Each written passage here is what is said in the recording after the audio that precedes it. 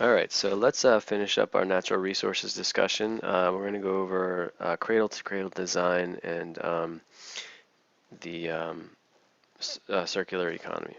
Okay, so first of all, cradle-to-cradle design. Um, there's a link to the TED Talk from William McDonough, who is one of the originators of the concept of cradle-to-cradle. So let's go over the difference between cradle-to-cradle and cradle-to-grave. So cradle-to-grave, if you think about these terms, it's kind of evocative. So cradle, meaning sort of like birth or when something is created. So this referring to resource flows. You can imagine this is sort of where extraction, like we talked about with linear resource flow before. And then grave would be where it ends up. Okay, so cradle to grave is meant to indicate this linear resource flow, the one we referred to in the previous discussion. So extraction, processing, manufacturing, use, and disposal, right? So the linear flow, right? So remember, we start with extraction, we move our way over to disposal, and then we're done. Okay, so it's not circular, it's linear. Now, things that tend to characterize this cradle to grave process, which is the way things are normally, resources are normally used, you're generally not considering, I mean, there are some consideration of toxicity, so how toxic the elements and chemicals in these products are. Life cycle cost, yeah, kind of. I mean, we're sort of just like, it's driven by money, really. It's driven by the bottom line and sort of short-term economic profit, like we've been talking about, ignoring externalities and other things like that. So normally we don't consider a lot of these things. Most of this, most of our economy, if you recall from earlier lessons, is driven by non-renewable energy sources. Okay, so the vast majority of our energy comes from non-renewables. And this is what they characterize, some people characterize this as take, make, waste, right? So you take resources, you make something and use it, and then you waste it.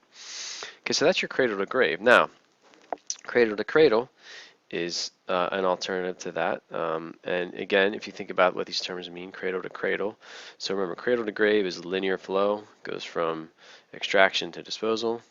Cradle to cradle is more our circular. So this is indicating that when we're done with our product, so we start at the beginning with resources, we move it through the system, and we end up at the end. So the going back to cradle is referring to a circular resource flow, and so creating, getting rid of this notion of waste and using what we call quote unquote waste and using it as a resource. And so this is, one way he summarizes it: powered by renewable energy in which materials flow in safe, regenerative, closed loop cycles. Very important. Renewable energy, closed loop cycles, everything's safe. So chemicals in cradle to cradle are supposed to be benign, basically. So this is like the notion of zero waste. It's a systemic change. They want to holistically change everything. So the folks that are proponents of cradle to cradle, they want to design these systems that are commercially productive, socially beneficial, and ecologically intelligent. So think about that little phrase there and how that relates to the way we've been defining sustainability all along. Commercially productive refers basically to economics, right? Commercially profitable. Socially beneficial, you can think of this as our equity, right? Our social equity, and ecologically intelligent. So it is in at least one very prominent way referring to environment. So this is sort of our three E's, and this is a 3E philosophy. And they seek to eliminate conflicts between economic growth and environmental health. So it's really important to point out here that, William McDonough, and Brambaugh, the other guy that came up with this notion, I mean, these guys are absolutely okay with making money. I mean, they want it to be profitable. Okay, they don't mind making a profit, but what they want to do is sort of decouple or eliminate this conflict between, making a profit and being, responsible in terms of sustainability. You can feel free to press pause and read through this, but they are critical. The cradle folks are critical of the way we conventionally think about sustainability, and they liken it to we sort of have this system that's very wasteful. It's very inefficient. We're using non-renewable resources. We're not taking care of people and the planet and so forth. And they're saying, look, the way sustainability is right now, we're basically taking this massive system that's very unsustainable, and we're sort of like, doing these little incremental changes where, use a little renewable energy here. Maybe we'll eliminate some waste there. Maybe we'll reduce our water use. Maybe we'll get some more organic food. Maybe we'll compost our organic material, whatever. So they're saying like what's happening right now is in sustainability for the most part is we're not really changing the system. We're just sort of chipping away at the system that really needs to be completely rethought. And so they're advocating for this, you know, uh, basically rethinking the way we design, rethinking the way that the system is. So they characterize it as having deep design flaws. We need to just, totally sort of redo the way we think about producing goods. So this is it's very dramatic. Um, but it is practical. You'll see there are cradle to cradle products, but they really want to change the industry, the design industry. And so this was in the talk that you had, it's linked to here. The the folks that are advocating for cradle to cradle are they indicate that a major problem with the way we use our goods, the way our economic system is structured, is that the design intent is all wrong. So they're all about starting from scratch and figuring out what is the actual intent of our design. So we have to be very intentional about this. And so all that we've been talking about in the class pretty much points to the main design intent to a large degree to be make a profit. Now, of course, there are other considerations. A lot of people are making them. But they say, look, we need to just start from the beginning, and when we design any product, if you remember from the video, a duck or a structure, anything at all, we should be asking this question: how do we love all the children of all species for all time? Okay, so this is a pretty dramatic statement. I really like the way he phrases this. This encompasses, if you think about it, all life. So we should really try to take care of all life for all time. So that if we can design all our products with that being our fundamental question, of course, we want to consider making a profit, but if we don't address this question properly, that we're going to end up in trouble. So they want to design the whole system, okay, redesign the whole system. Okay, so with Cradle to Cradle, there's, they sort of point out there's these two strategies to reduce resource use. And the first one they characterize as using less materials and energy to do the same thing. So this is kind of the status quo sustainability approach. What they call less bad, the 3 R's, the reduce, reuse, recycle. Again, it's not bad, but it's not as good as it should be. So they characterize this current approach, the 3 R's and so forth, as less bad, or an efficient pursuit of the wrong goals. So basically they're saying our goals should not be to keep the system as it is and sort of chip away and use a little less here, a little less there. They're saying, look, we're because the ultimate goal of this is not to eliminate waste, is not to eliminate toxic chemicals, it's not to take care of all children of all species for all time. It's like we're actually focusing on the wrong goals, and yeah, maybe we can get to that goal in a more efficient way, but it's not going to change the system like it needs to be changed. And so what they're saying is their approach is to make it, instead of less bad, they want to make it 100% good. So they want to say, waste no longer exists. So this is, harkens back to that notion of zero waste. They're saying, this should be a holistic design. It should be optimized functionality, beauty, quality, fulfill the need of the customer. So they're very much okay with making a profit here, but they want to make it in such a way that they're not wasting anything, that all resources are reused, that we're using renewable energy, that nothing's toxic, and so forth, okay? And so you're probably familiar, even if not in name, the biological cycle, okay? So they're saying, look, we need to adhere to this biological cycle where, things that are organic, okay? So if we have organic things like a cotton t-shirt or whatever, right? So we have the cotton plant that goes in, we manufacture it, we make our product, and then remember, this is our circular resource flow, right? So they're saying we have anything that's organic, we want to put back, decompose it and use it as fertilizer, compost, or we can pull it apart and we could sort of put it back into the manufacturing process. The bottom line is anything organic we want to keep in this loop, okay, the circular resource flow. So this is not, groundbreaking necessarily. I mean, people compost all the time, we reuse things like that all the time. But I think one thing that they really use to distinguish themselves, so this is your biological cycle, right? So new and organic materials. So they're advocating for considering um, non-organic or inorganic um, components of products.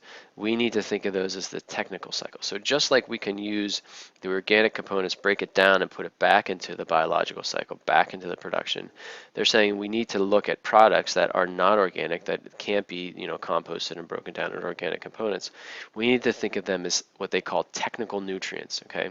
So think about what a nutrient means, right? So you can take a nutrient from a food product or an organic product and we can shove it back into the system. Well, they're saying, look, we need to consider the components of non or inorganic material as technical nutrients that we can then return back to the system. And again, we're closing that loop, all right? So this is all about the circular resource use, okay? So technical nutrients is a really important term here. All right, so there's 3 tenets of cradle-to-cradle design.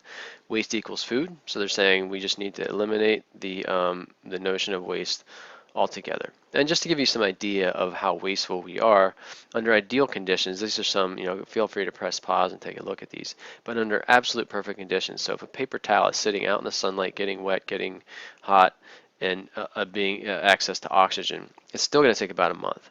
And you move all the way up to something like glass. So glass, we don't even know if that actually breaks down naturally in the environment. Now this is under ideal conditions. One of the problems with putting stuff in a landfill is that they're not they're buried, so they don't have access to oxygen, which means the bacteria that used to break them down aren't able to do their thing. It's not exposed to sunlight. It's not exposed to water. So all these little things that help break materials down are not present in landfills, to the point that they've dug up decades old garbage in landfills and been able to read the newspapers at the bottom. I mean, that's how hard it is to break things down under a pile.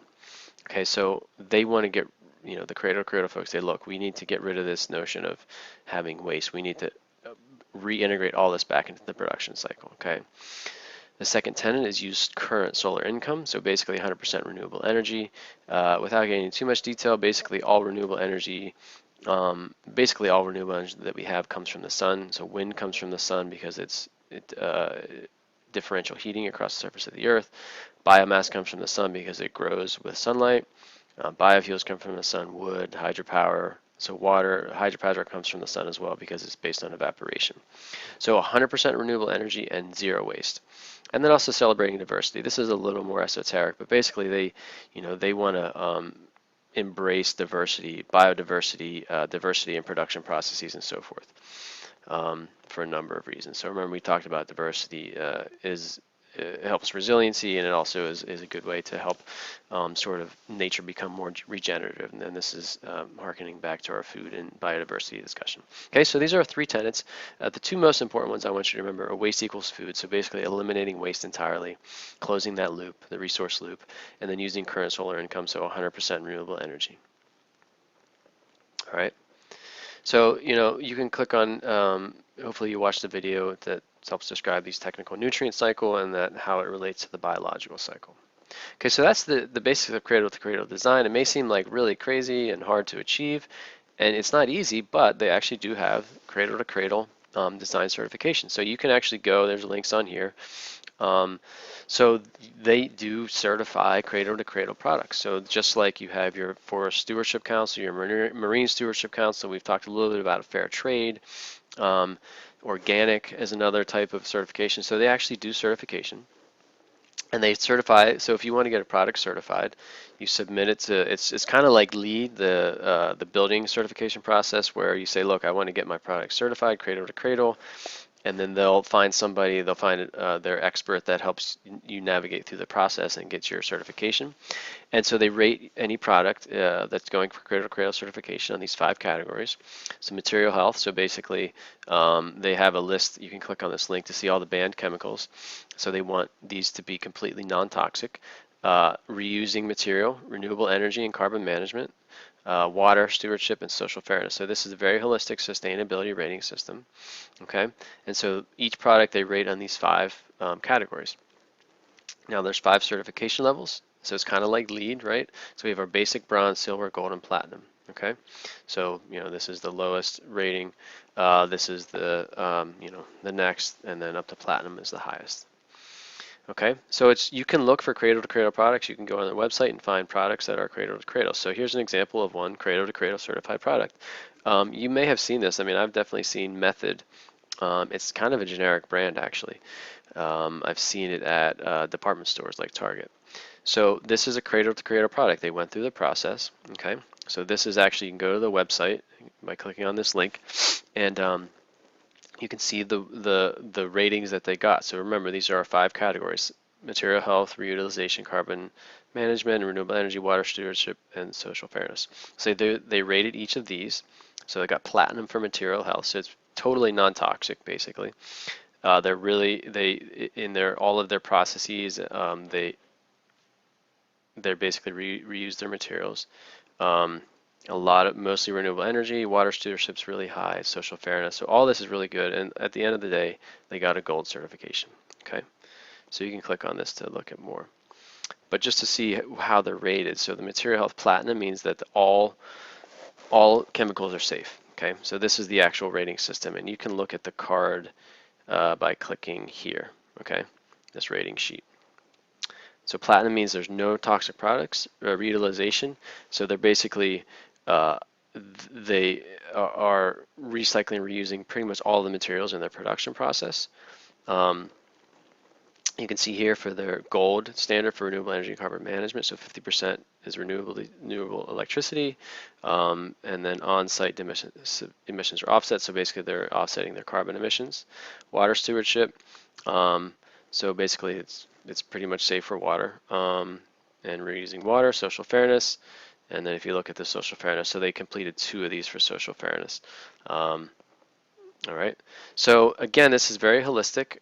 This incorporates all the 3 E's, and this is how, if you want to get a product certified, they would score it based on these, and they give you an overall certification level. Okay, so that's just one example, and there are a number on the website you can look at. Now, one thing I want to point out that's pretty, I think, important about this. So this is published on the Cradle to Cradle website, and it's based on that Method product, so that same product that we just looked at. So this is the actual certification. So I want you to press pause and take a look at the certification and see if you notice anything interesting about, well, I'll give you a hint, how long it lasts.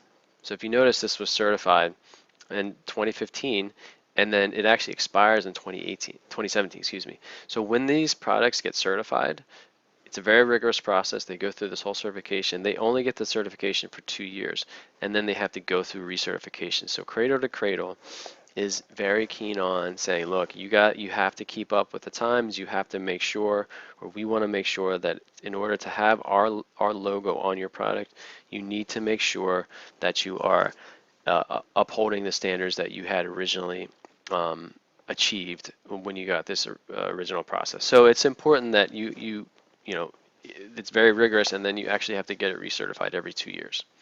Okay, so that's basic Cradle to Cradle, and you can look through some other products on the website. So the last little thing we're going to go through is the circular economy, and this is linked to the video. Hopefully you watched the video. So the circular economy is an interesting concept. It's a lot like Cradle to Cradle. It's a lot like reuse, the 3 R's. But basically, what they want to, with the circular economy, the key component here is this part right here. If you remember from the video, so they want to kind of get rid of the concept in some ways of owning things. I know it sounds kind of crazy, but if you think about a car, a lot of people lease cars, which means they don't actually own it, and they just pay a certain amount of money each month. If you really think about it, I mean, looking at this design, do you need to own a teapot, or do you need to boil water? Do you need to own an iron, or do you need to de-wrinkle your clothes? Do you need to own a cordless drill, or do you need something to put screws in a wall and drill holes? My point here is that if you think about a car as another example, you don't need to own a car. You need, or at least you want, something to get you from point A to point B on demand. So ultimately, we don't need to own stuff, okay? Materialism and consumerism aside, we don't need to own stuff. We need stuff to do things with, right? So we need the services that they provide. So one of the key concepts here of the circular economy is that instead of owning a washing machine, for example, you just lease it from the company. And the really nice thing, if you can close this loop, once you give your washing machine back to the company, they recycle and reuse everything. They compost. They biodegrade and reuse the organic material. And then they can disassemble, they can fix, they can upgrade, they can pull components out. So they can integrate this sort of cradle to cradle type of philosophy into the system. And if the company owns the product, it's almost certainly in their best interest to make a product that lasts a long time that they can reuse for as long as possible. So there is kind of an optimization here. But one of the key sort of philosophies behind this is if a company is going to continue to own, the cordless drill, they don't want to make something that's going to get trashed really quickly. If it's going to get returned to them, then it's in their best interest to make it last a long time. And so this is just one sort of a next step in the sort of a belief that we need to sort of close this resource loop. But it goes beyond that to sort of a social change where we stop sort of valuing the ownership of things so much. So this all, kind of does tie back into, the concept of materialism and consumerism and so forth.